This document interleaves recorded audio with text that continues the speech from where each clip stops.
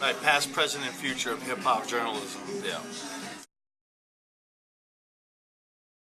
I guess the first thing I would say is, if this fucking conversation was happening 10 years ago, we wouldn't be eating at Quiznos.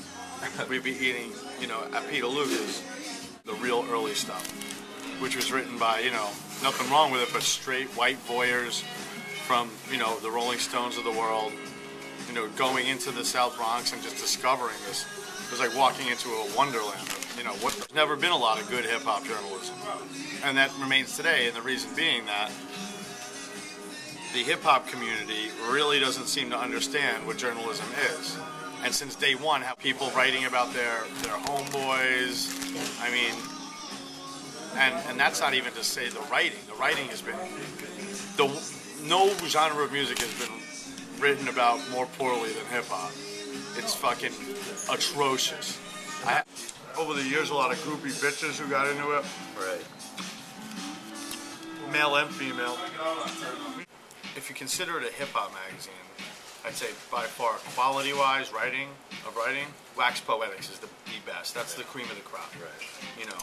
And unfortunately, look how hard it is for them to survive. There's almost no room for a well-written.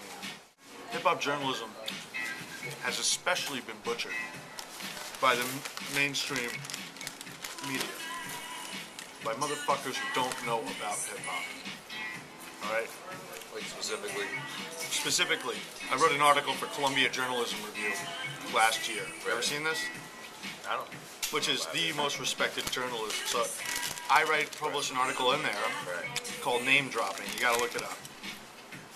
Absolutely demoralizing the New York Times for their hip-hop coverage. And because what they do is, I noticed over the years, and then I actually did the study, if you're a fucking if you're a non-hip-hop artist, and you're going by not your real name. Right. All right, so Tony Bennett, that's not his real name. His real name is Tony DiBenedetto, I think.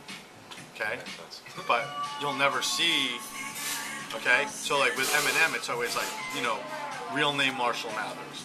Right. Or, they'll always be, so I called out that inconsistency and now policy has changed. Right. Okay? But beyond the aesthetics of the article, people just don't understand hip-hop.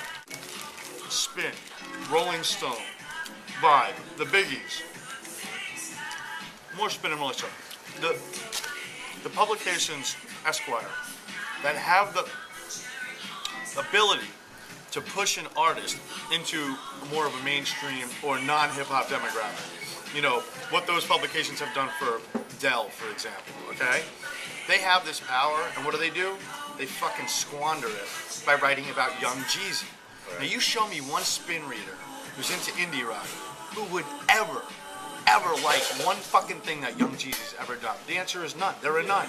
It's a disservice to their readerships. Okay. But I know these reporters don't fucking hang out where they should, because when I see them at South by Southwest and I say, have you heard of Picasso? Have you heard of Homeboy Sandman? No? It's not possible. The motherfuckers are on 3 shows a week. They're rocking with the Roots at the Highline Ballroom.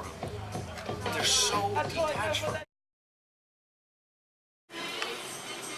I think hip-hop journalism now, I don't even know what it is.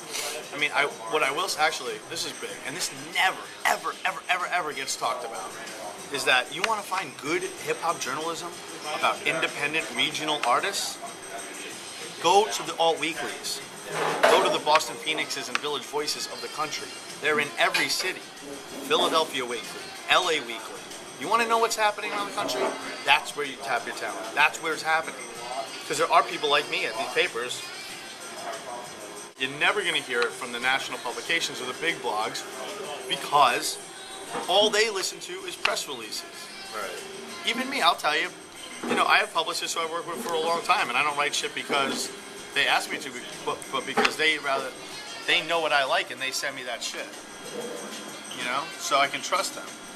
I try to listen to almost everything that comes in my box, though. It's sometimes difficult, but the other thing is, you gotta stick with it, because traffic doesn't grow. It's not a linear growth.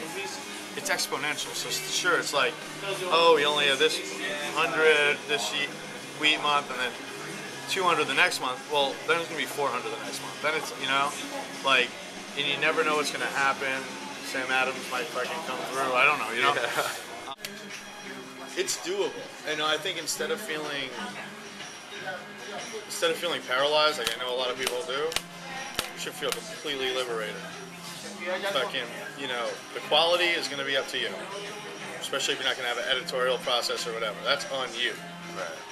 But the potential's fucking limitless.